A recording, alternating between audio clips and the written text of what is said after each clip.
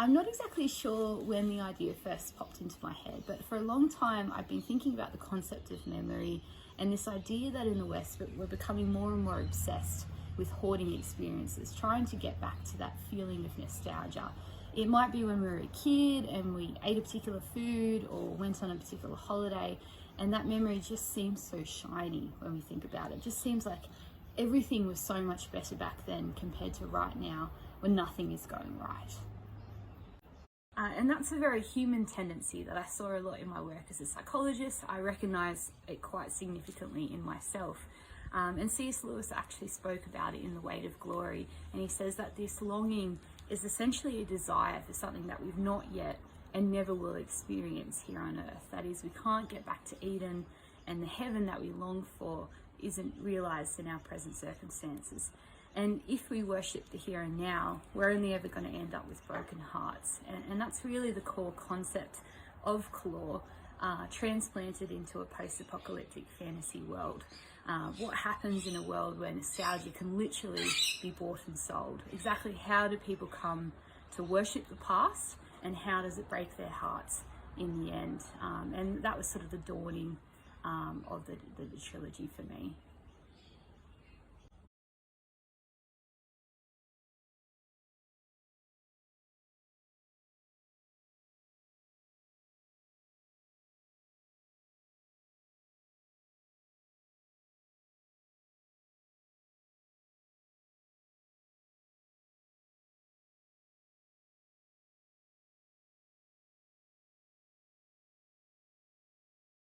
You're killing me. It's so hard to say anything without spoilers, but to suffice it to say, Jewel is a beautiful white wolf with lovely sapphire eyes, who enjoys the ladylike pastimes of condescension and also food acquisition. Sorry, that's all you get for now.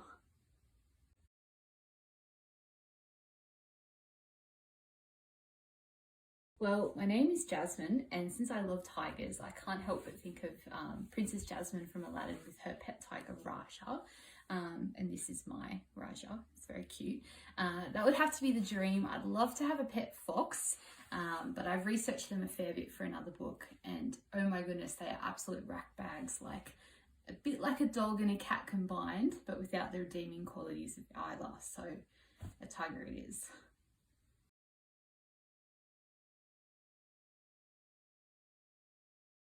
It has and always will be fantasy. C.S. Lewis, Tolkien, John White, Frankie Peretti, Robin McKinley, Kristen Fischer, to name a few. Today I read a lot more historical fiction and historical romance than I used to, but fantasy will always be the genre that's closest to my heart. And these are a few of my faves here that you can see.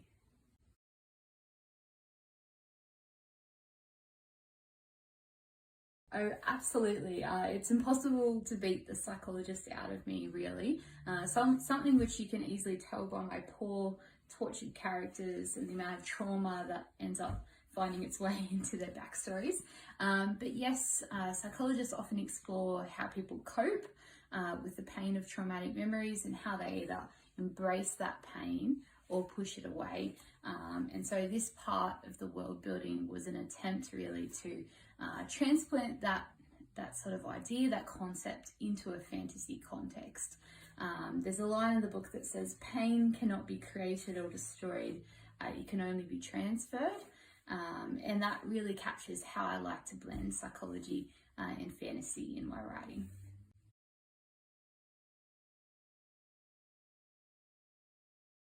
So it's interesting that you asked that, because I'm actually at Hobbiton right now. I guess I would really love to take Stephanie, because she'd probably really appreciate the nicer scenery. After where she grew up, it was pretty cold and miserable. She deserves some warmer temperatures and some better company than what she has at the beginning of Claw. I probably wouldn't bring Cass, as I don't think he would behave very well. In fact, I can kind of see Gandalf frowning at him right now in my mind.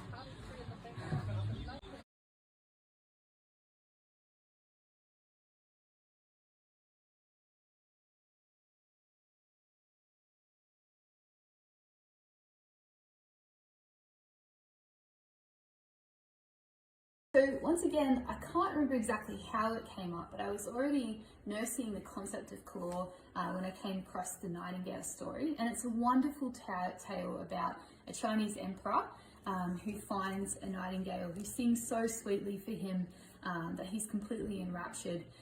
Eventually, the bird gets replaced with a mechanical bejeweled substitute, which everyone compares to the real thing, until one day it breaks. And a long time passes, the emperor lays dying, until the real bird suddenly appears again, comes back and sings so beautifully that a personified death is convinced to spare the emperor's life. And that story just seems so rich to me and so relevant. This idea that we can come to love the imitation so much more than the real thing. I was just so struck by the poignancy of this tale, the powerful Christian parallels as well, that I decided to use it as the basis for my own trilogy.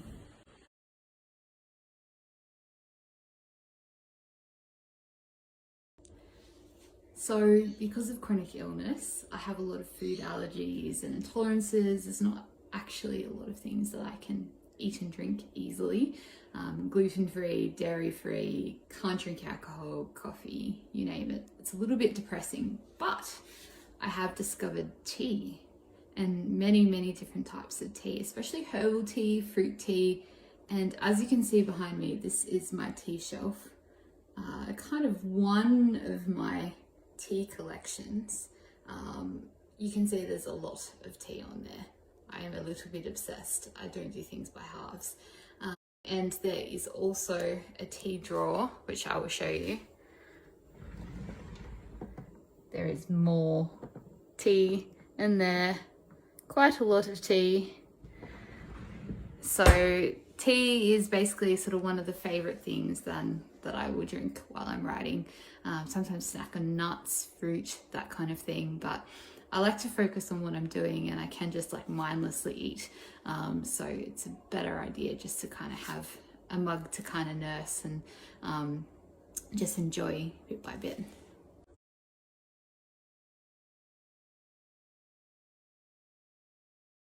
Oh, I'm so glad that you liked it. That map was actually so fun to create.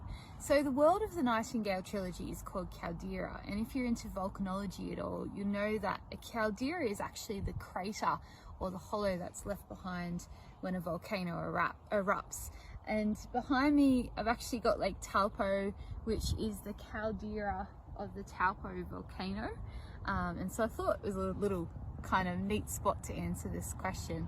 Caldera really is, I guess, a good way to explain the world of claw. So the world as we know it has ended 62 years ago, and what's left behind is this part fantasy, part post-apocalyptic world where memories of the world that was are traded as currency, and people are essentially fighting among each other to reclaim the most precious things that have been forgotten, to forget all the ugly parts too. And a lot of my stories, there's a strong influence of Greek myths, so stories like Hades and Persephone, nods to other things that you might recognise, so things like the river of forgetfulness, Lethe, which in my story is both a river and a country. And there's some really cool magical abilities as well, which are quite different to the usual giftings that you see in other fantasy books.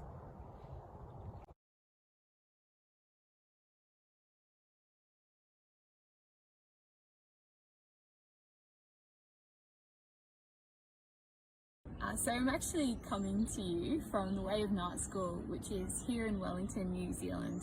And I thought it was the perfect spot to answer this question because it's where Frodo yells, "Get off the road!" and the Night School come along with their creepy little horses. So to answer the question, definitely Tolkien's world building. There's just no one like Tolkien when it comes to creating a world, building a map and a mythology, creating languages. And for what I understand, that's actually how he started. He started with a map of his world and he made the story fit. And so for me, sketching out a map is the best place to start writing a fantasy novel. From there you can draw out characters, plots, the myths, the languages, the unique geographies belonging to each region. And I can't really get my head around a story until I've drawn the map and kind of got a visual on everything there. So I totally get where Tolkien was coming from.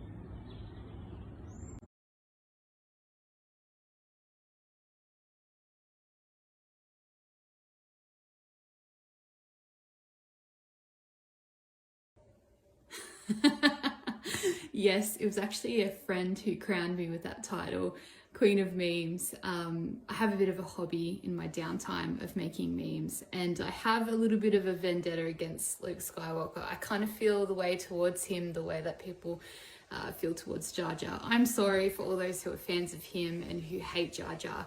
But yes, I shall share with you two of my faves.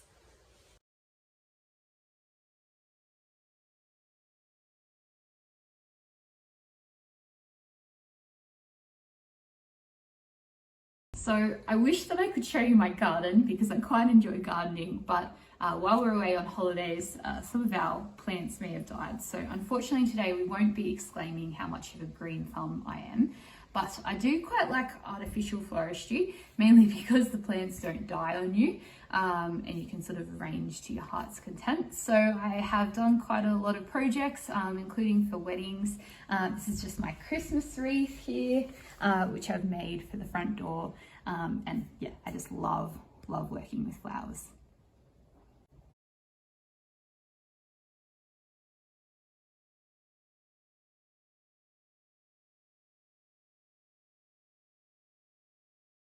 Yes, absolutely. So the trilogy is actually already written and it has been for a while now.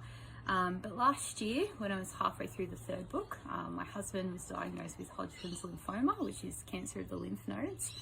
And we were completely blindsided because it hadn't been too long since I'd relapsed in my own chronic illness, and we're in lockdown here in my home state, and it just seemed like the worst possible timing when I was barely well enough to drive most days. It's just terrible timing, and I just couldn't write anymore. I'd been struggling with some of the Christian themes in the trilogy, and with such a bombshell dropped into our lives, I just couldn't keep writing.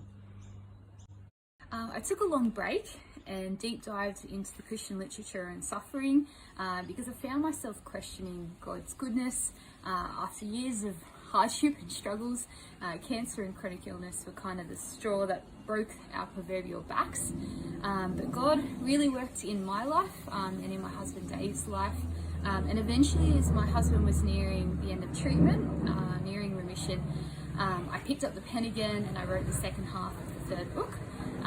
And that makes the whole process sound blissfully easy. It really wasn't, but I firmly believe that God was with us throughout everything, the whole process, and that what we've gone through is not just for our growth and for our refinement, but God's ultimate glory, and that's awesome to be able to testify for that.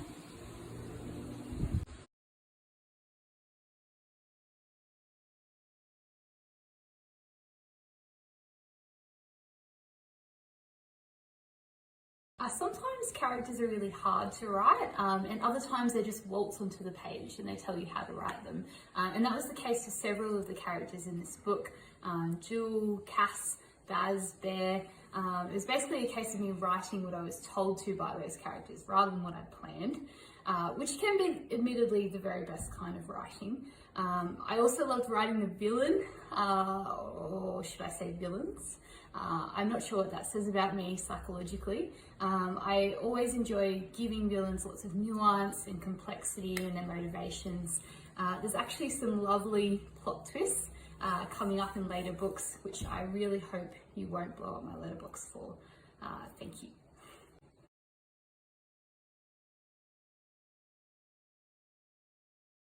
Several things actually. If it's a minor sticking point, I can make a note of the scene that I'm on and I can skip ahead a bit to an easier scene.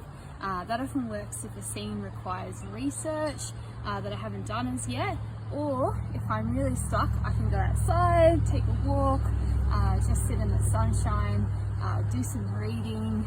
That really recharges the creative batteries, reading books by other authors, make a cup of tea, although deciding which tea to have usually takes a little while. Sometimes just taking the weekend off to give my mind a break is all that I need. When the ideas start churning again, that's usually a sign that I'm ready to keep going.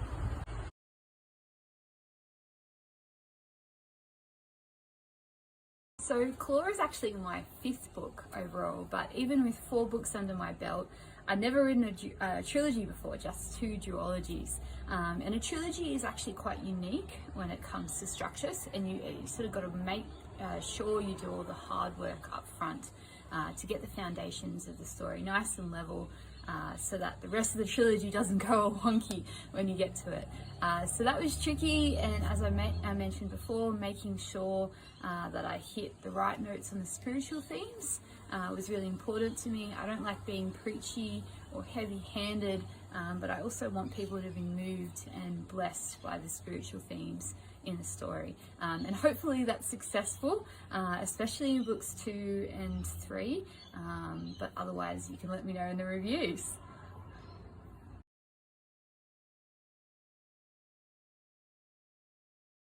In all honesty, it would probably be Cass. He's quite hedonistic, to say the least, a character flaw which will eventually be resolved, I promise. He's also a big fan of strawberries. I actually feel like he would be quite a foodie if he wasn't so concerned about maintaining his looks. He'd not only be stopping for some second breakfast, probably at the Green Dragon, but he'd also enjoy some of the Shire's ales and blowing smoke rings with Bilbo and Gandalf. And his smoke rings would be bigger and better than theirs, of course, because he's quite competitive and rather good at useless skills.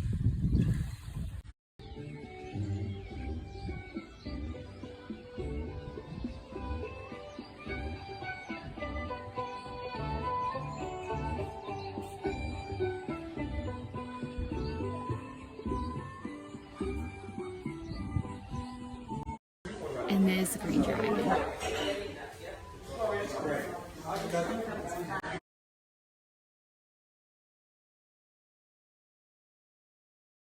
Thank you so much for joining me for these little mini interviews. I hope you've enjoyed getting to know a little bit more about me, about the book, and it hasn't sort of made you think, oh my goodness, she's absolutely crazy, should run as far away from this book as I possibly can go. But if you are interested to find out a little bit more about the book, about the writing process, about me, there will be some interviews coming up in December and afterward, including one with Trisha Goya about a week after the book's release, I think it is. So if you'd like to, feel free to tune in for that. But otherwise, I really hope you enjoy the book. I hope you love this world and these characters as much as I have loved them. And yeah, keen to know your thoughts, and thank you for joining me.